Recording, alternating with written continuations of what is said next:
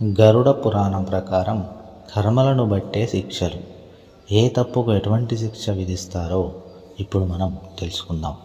సనాతన హిందూ ధర్మంలో రామాయణ, మహాభారత ఇతిహాసాలు, అష్టాదశ పురాణాలు ఉన్నాయి.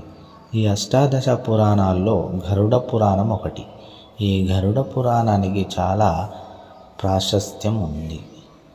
దీనికి మహాపురాణ్ అని పేరు కూడా ఉంది. ఈ గ్రంథం మనిషి చేసే కర్మల గురించి చెబుతుంది. చెడు పనులను విడిచిపెట్టి మంచి జీవితాన్ని గడపాలని సూచిస్తుంది. ఇంకా చెప్పాలంటే గరుడ పురాణం సృష్టిలోని ప్రతి జీవికి పునర్జన్మ ఉందని, అది కర్మలను అనుసరించి లభిస్తుందని చెబుతుంది. రోజు జీవితంలో ఎదుర్కొనే ఎన్నో సమస్యలను, దోషాలను, వాటి నివారణలు వంటి ఎన్నో విషయాలను గరుడ పురాణం చెబుతోంది. అంతేకాదు, మానవులు చేసే పాపపుణ్యాల ఫలితాలను విశదీకరిస్తుంది. కర్మల బట్టి మరణించిన తర్వాత స్వర్గం వేలతాడా, నరకం వెళతాడా అనేది గరుడ పురాణం ఆధారంగా తెలుస్తుంది. గరుడ పురాణంలో పేర్కొన్న అపర కర్మలు, వాటిని చేసిన మనిషి నరకంలో ఎలాంటి శిక్ష అనుభవిస్తారో ఇప్పుడు మనం తెలుసుకుందాం. మొదటిది, కష్టపడకుండా ఇతరుల సొమ్ముని ఆశించి చెడు పనులు చేసిన, ఇతరుల డబ్బులను దోచుకున్నవారు నపుంసకుల లెక్క. ఇలాంటి వారిని మరణాంతరం నరకంలో తాడుతో కట్టి హింసిస్తారు, విపరీతంగా కొడతారు. అపస్మారక స్థితి నుంచి మళ్ళీ స్పృహ వచ్చిన తర్వాత మళ్ళీ కొడుతూ శిక్షిస్తారు.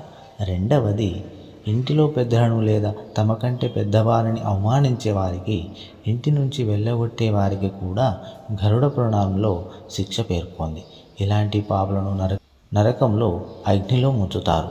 చర్మం తొలగే వరకు ఈ శిక్షను కొనసాగిస్తారు. మూడవది, మూగజీవులను హింసించే వారికి కూడా కఠిన శిక్ష విధిస్తారు. ఇలాంటి పాపులను వేడి నూనె పోసిన పెద్ద పాత్రలో వేయిస్తారు. నాలుగవది, తమ ఆనందం కోసం ఇతరుల ఆనందాన్ని హరించే వ్యక్తులకు కూడా గరుడ పురాణంలో శిక్ష పేర్కొంది. ఇటువంటి వారిని విషపు పాములున్న బావిలోకి పడేస్తారు.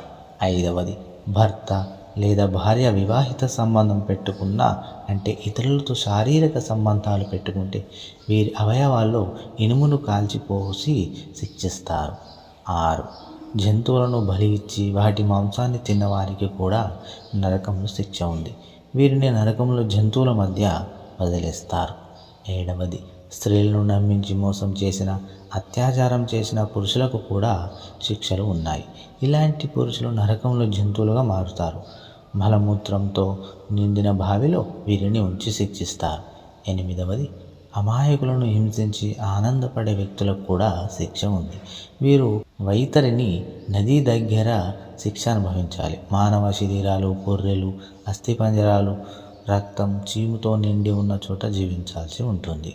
9వది, సాధారణ ప్రజలను వేధిస్తూ హింసించే వారికి ప్రమాదకరమైన జంతువులు, పాములు ఉన్న బావిలో విసిరేస్తారు. కాబట్టి ప్రతి ఒక్కరూ తమ జీవితంలో ఇతరులను హింసించకుండా, అదేవిధంగా సుఖ సంతోషాలతో ఉండాలని కోరుకుంటూ thank you for watching this video. ఇలాంటి మరిన్ని వీడియోల కోసం మన ఛానల్ సబ్స్క్రైబ్, అదేవిధంగా వీడియోను లైక్, షేర్ చేయండి. Thank you.